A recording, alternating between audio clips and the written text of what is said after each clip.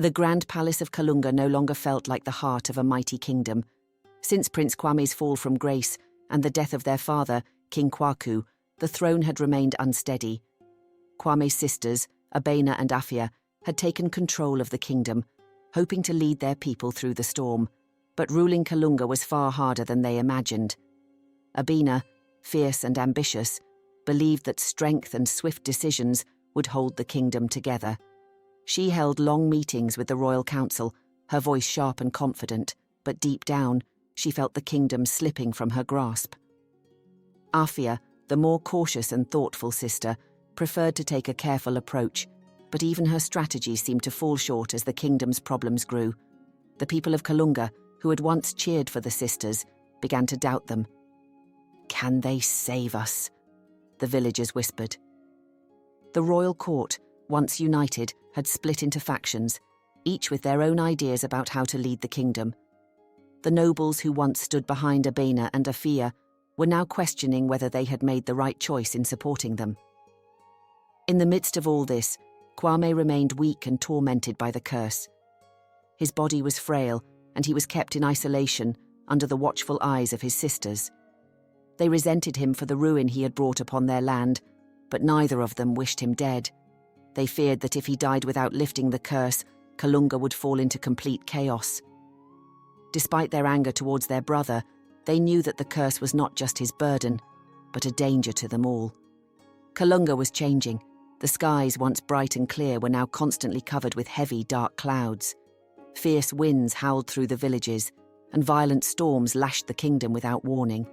Earthquakes shook the land, and the rivers that had once fed the crops dried up. Drought turned the fertile fields into dust, and the people grew desperate. The elders and spiritual leaders of Kalunga gathered to discuss these terrible events. "The curse has grown stronger," said one wise elder.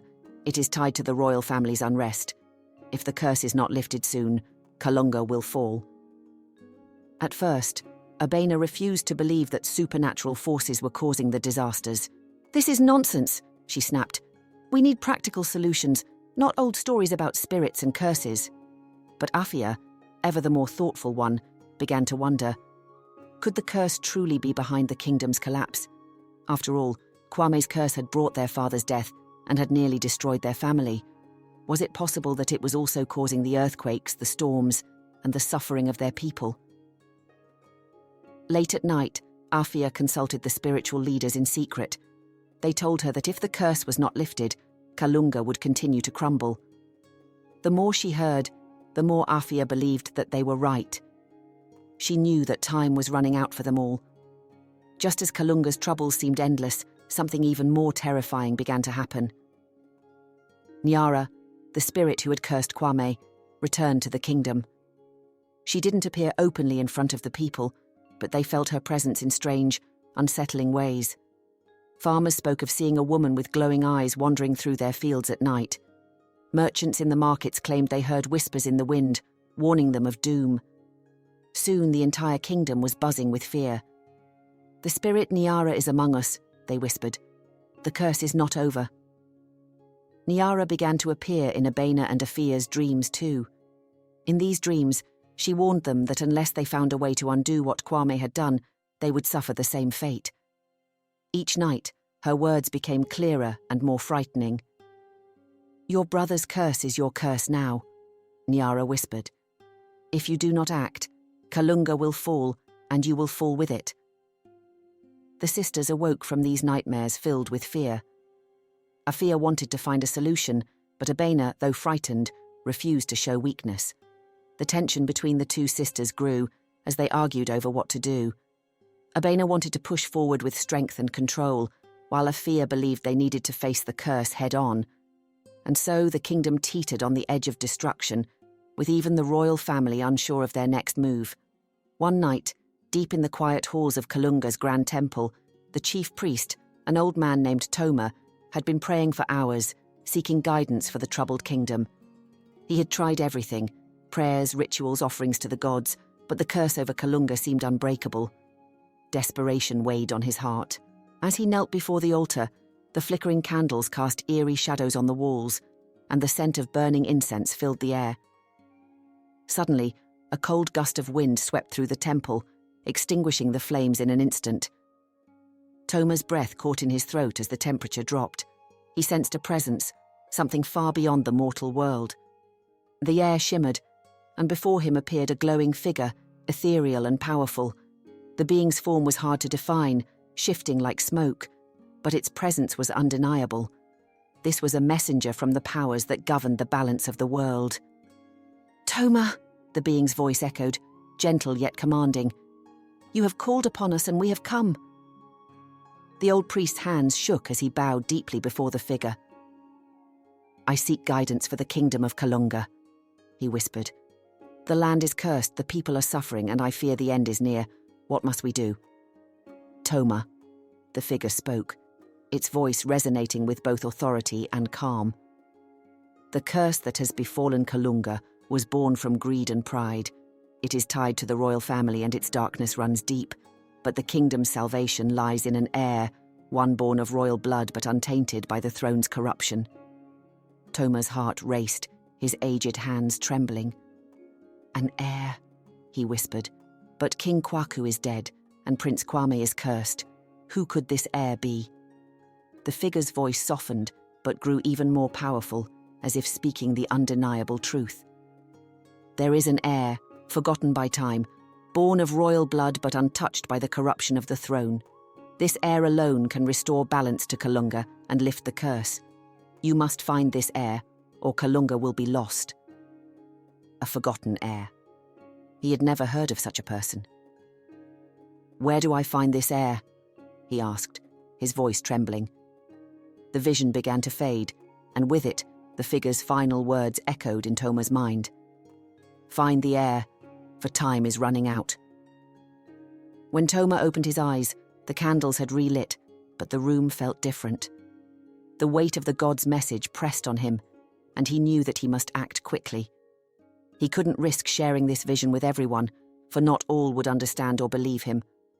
The very next morning, Chief Priest Toma hurried to the palace, his mind still reeling from the vision. He could not waste time. The kingdom's fate hung in the balance. As he was led through the palace halls, the burden of his message pressed down on him like a great weight. In the royal chambers, the sisters were in the middle of a heated discussion about how to handle the growing rebellion when Toma was announced. He entered, his face pale and lined with worry. "Priest Toma," Abina greeted, her voice stern. "What brings you here at such an hour?" Toma bowed low before the sisters. "I come with grave news," he said, his voice trembling slightly. "Last night, I was visited by a power far beyond our world. I was shown the truth about the curse and how it can be lifted."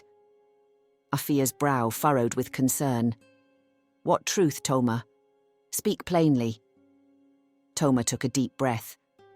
"The curse that has fallen upon Prince Kwame and the kingdom cannot be lifted by him, nor by either of you. The royal bloodline has been tainted by the corruption of the throne." Abina's face darkened. "What are you saying, Toma? We are the rightful rulers. How can this curse not be ours to break?" "The gods revealed to me," Toma continued, "that there is another, an heir, forgotten by time. This heir is born of royal blood, but has not been touched by the greed and pride that have cursed the throne. Only this heir can lift the curse and save Kalunga." Afia's breath caught in her throat. "A forgotten heir? How could such an heir exist without our knowledge?" Toma shook his head. "I do not know who or where this heir is, but the gods have made it clear that this person is the key to saving the kingdom. You must find them before it is too late." Abina's eyes burned with frustration. "We are to search for some unknown heir while our kingdom crumbles around us. This is madness." But Afia, ever more thoughtful, spoke softly. "If what Toma says is true, then we must find this heir. If we don't, the kingdom will be lost, and the curse will never be broken." Abena clenched her fists, her mind racing with anger and disbelief. "We have fought for this throne, Afia. I will not give it up so easily." "I understand, sister," Afia replied, placing a hand on her arm. "But we cannot rule a kingdom that falls apart beneath us. If finding this heir is the only way to save Kalunga, we must do it." The room fell silent, the weight of Toma's vision hanging heavy in the air. Finally, Abena nodded, her voice tight with resolve. Then we will find this heir, no matter what it takes. And so, the search for the forgotten heir began, with the fate of Kalunga hanging in the balance. While Abena and Afia searched for the heir, Kwame was left alone to wrestle with his guilt and his fate. As the kingdom suffered, Kwame began to understand how his actions had led to this disaster. He had been arrogant, believing that his royal blood gave him the right to take whatever he wanted. Now he was paying the price. One night, Nyara visited him again, not in anger but with a strange calm. "Redemption is possible," she told him, "but only through sacrifice. You must decide what you are willing to give up. Your pride, your power, or even your life." Kwame, desperate to make things right, began to search within himself for the answer. He realized that the only way to truly free Kalunga from the curse was to sacrifice the thing that had caused his downfall, his claim to the throne. He had to give up his power completely and leave the kingdom behind. The next morning, Kwame called for his sisters. When they entered his chamber, Kwame's face was pale but determined. "I must leave Kalunga," he told them. "I have to give up the throne or the curse will destroy us all." Abena was shocked. "You can't be serious. Leave? How can you abandon the kingdom now?" But Afia understood. "If Kwame stays, the curse will never be lifted," she said quietly. "He has to go." Trouble continued to brew in Kalunga. A group of rebels, led by a man named Adu, had gained support from the people. Adu believed that the royal family had failed and that it was time for the kingdom to be ruled by the people, not by kings and queens. The sisters were faced with a difficult choice: crush the rebellion with force or try to reason with Adu and his followers. Abena, frustrated and angry, wanted to send the royal guards to stop the rebels before they could grow stronger. "We cannot show weakness," she argued. "If we do, the rebellion will tear the kingdom apart." But Afia, always the more diplomatic sister, believed there had to be another way. "If we use violence, we will only push the people further away," she warned. "We need to find a way to end this rebellion without bloodshed." As the rebellion grew stronger, the pressure on the sisters mounted. The kingdom was spiraling out of control, and they were running out of time to stop it. Within the royal court, some of the nobles began to doubt the sisters' ability to lead the kingdom through these dark times. They whispered behind closed doors, questioning whether Abena and Afia were strong enough to save Kalunga, or if it was time for new leadership altogether. One night, Kwame, still preparing to leave the kingdom, overheard a group of advisors speaking about betrayal. They were plotting to overthrow the royal family and support Adu's rebellion in secret. Shaken by what he heard, Kwame sought out his sisters. "There are traitors in the court," he warned. "You cannot trust everyone around you." But Abena, still filled with mistrust towards her brother, doubted his intentions. "Why should we believe you?" she asked coldly. "You've already caused enough harm to this kingdom." Kwame lowered his head, understanding her anger. "I know I've made mistakes," he said softly, "but I want to make things right. I'll leave the kingdom to end the curse, but you must protect Kalunga from those who seek to destroy it." Afia, seeing the truth in Kwame's words, placed a hand on her sister's shoulder. "We have to trust him, Abena. He's giving up everything to save us." Desperate to save Kalunga, and with the prophecy of a forgotten heir weighing heavily on their minds, Abena and Afia embarked on a dangerous journey to the edge of the kingdom. There, deep in the forbidden forest, they believed they would find the answers to breaking the curse. It was said that ancient spirits and powerful beings roamed the forest, holding secrets that no one dared to uncover. The sisters were guided by an old priest named Kato, who claimed to know the origins of Nyara, the spirit who had cursed Kwame. As they entered the forest, the air grew thick, and shadows danced among the trees. It felt as if the very ground beneath them was alive, watching their every move. "The spirits of this forest do not welcome outsiders," Kato warned. "You must tread carefully. Nyara's power comes from this place and she will not let you leave without a price." Abena, ever determined, pressed on, her heart heavy but her resolve unshaken. "We came for answers, and we will get them," she said firmly, though fear gnawed at her insides. Afia, though more cautious, felt the weight of their responsibility, knowing the kingdom's future rested on their shoulders. There was no turning back now. As they ventured deeper into the forest, they were tested. Strange voices echoed through the trees, whispering doubts into their minds. The trees themselves seemed to shift and block their path. At one point, Abena became separated from others, and for what felt like hours, she wandered alone, her heart pounding with fear and frustration. Suddenly, Nyara appeared before her, her eyes glowing in the darkness. "You are brave to come here," Nyara said with a smirk. "But bravery will not save you." Abena stood her ground, though her voice trembled. "We came to end the curse. Tell us what we must do." Nyara's gaze softened, but her words were sharp. "You seek to break a curse, but are you willing to pay the price? Sacrifice must be made, or Kalunga will crumble." Before Abena could respond, Nyara vanished, and she found herself back with Afia and Kato, the path before them now clear. The sisters exchanged a glance, understanding that the hardest part of their journey was yet to come. The heart of the forbidden forest was a place unlike any other. Ancient stones lay scattered across a clearing, and the air was thick with the presence of spirits. As Abena, Afia, and Kato approached the centre of the clearing, Nyara appeared once more, her form more solid than before. "You have come far," she said, her voice echoing in the stillness. "But the curse that plagues Kalunga is bound by powerful magic. It can be broken, but it will not come without cost." Abena stepped forward, her chin held high. "What must we do to save our kingdom?" Nyara's eyes flickered with a strange light. "To restore balance, you must give up your claim to the throne, or Kalunga will fall into ruin." The sisters stared at each other, the weight of Nyara's words settling in. Abena clenched her fists. She had fought so hard to keep the kingdom together. Could she really give up everything she had worked for? Afia too felt the conflict within her. They had both sacrificed so much already, but now they were faced with an impossible choice. "You must decide," Nyara continued. "What is more important, your rule or the survival of Kalunga?" The tension between the sisters grew. Abena's ambition had always driven her to fight for control, but Afia's calm wisdom reminded her that leadership was about more than power. The sisters had always been united, but now they were divided by the most difficult decision of their lives.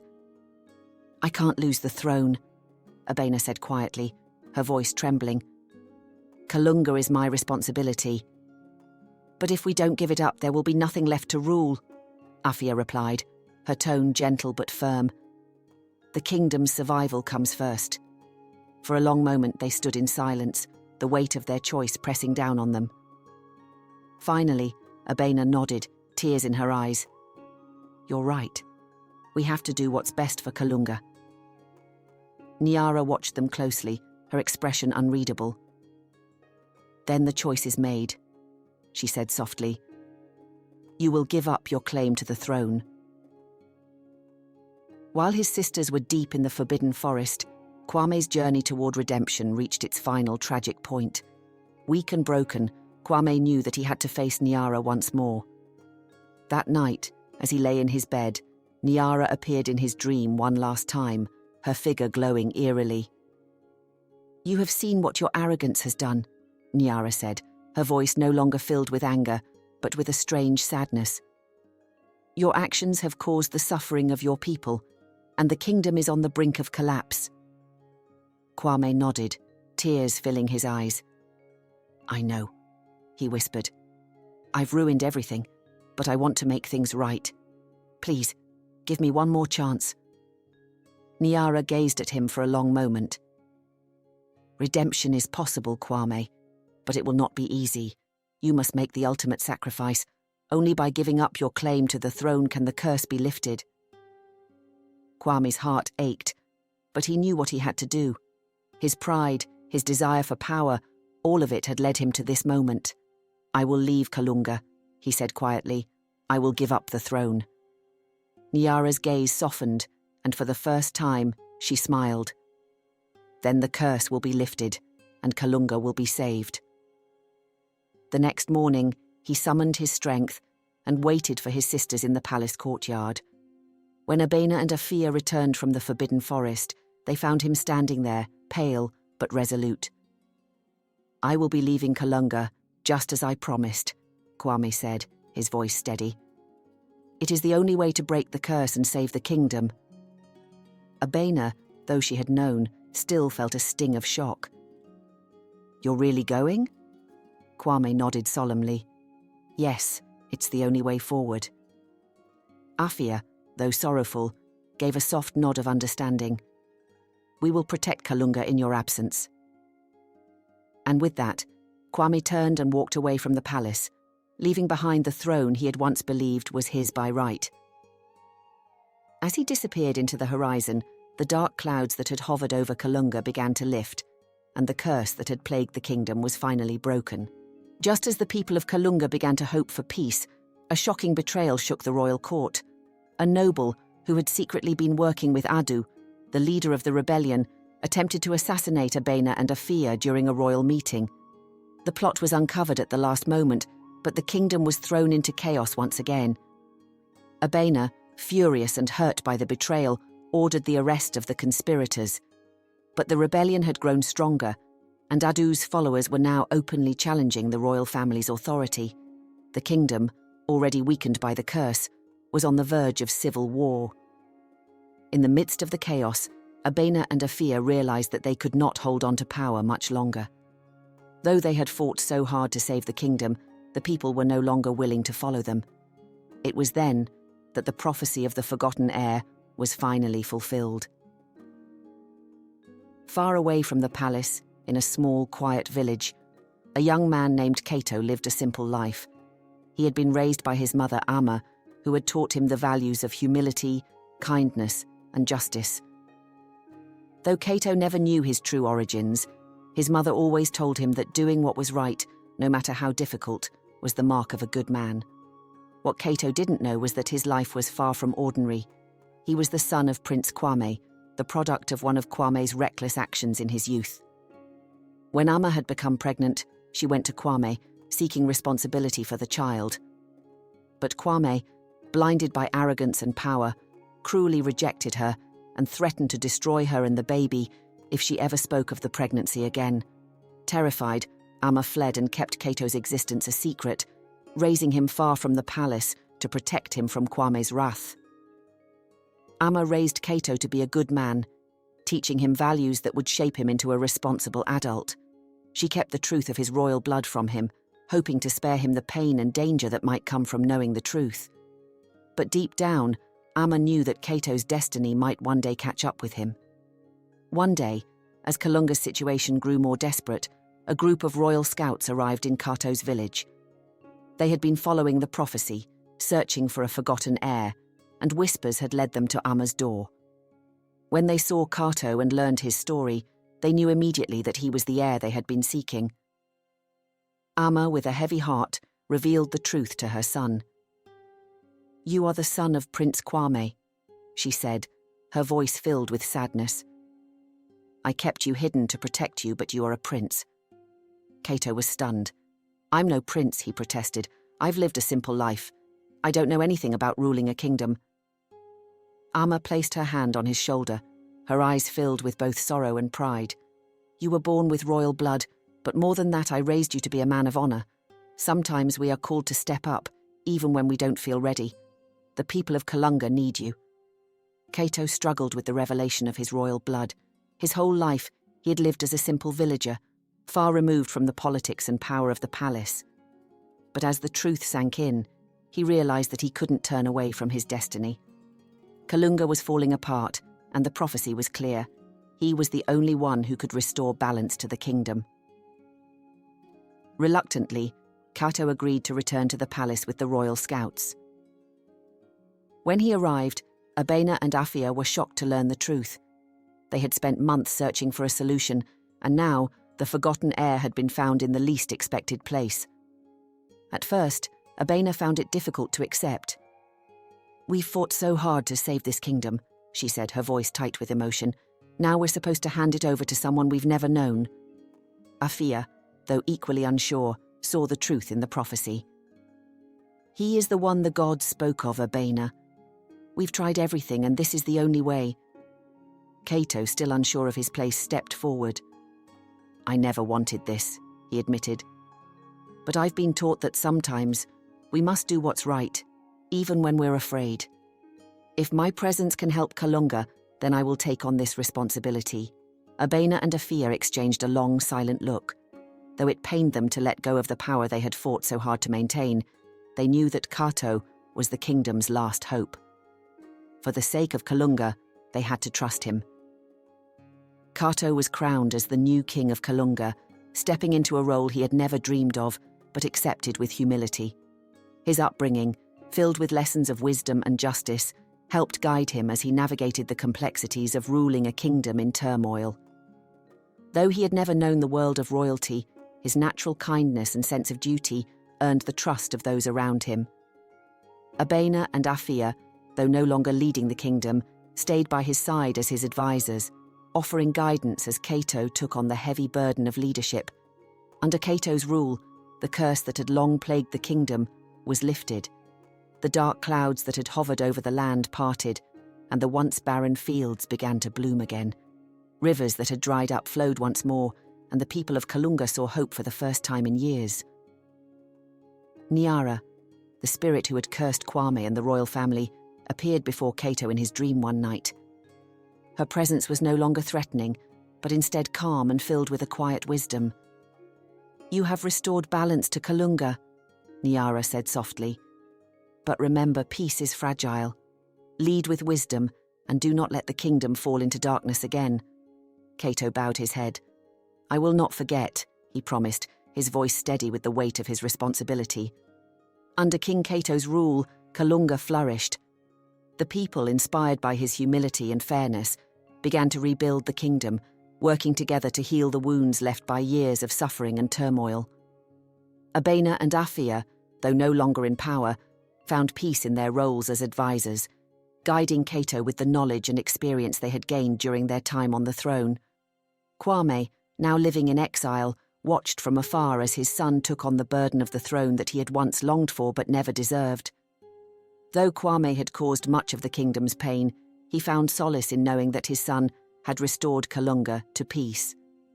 Kalunga, once cursed and on the brink of collapse, entered a new era of prosperity and unity. The forgotten heir, once hidden away in a simple village, had stepped up to lead, not because he sought power, but because he knew it was his responsibility. And so, the kingdom thrived under a ruler who led not with ambition or greed, but with the wisdom and compassion instilled in him since childhood. Kalunga had been saved, and the people knew that as long as Kato led with kindness and humility, the kingdom would never again fall into darkness.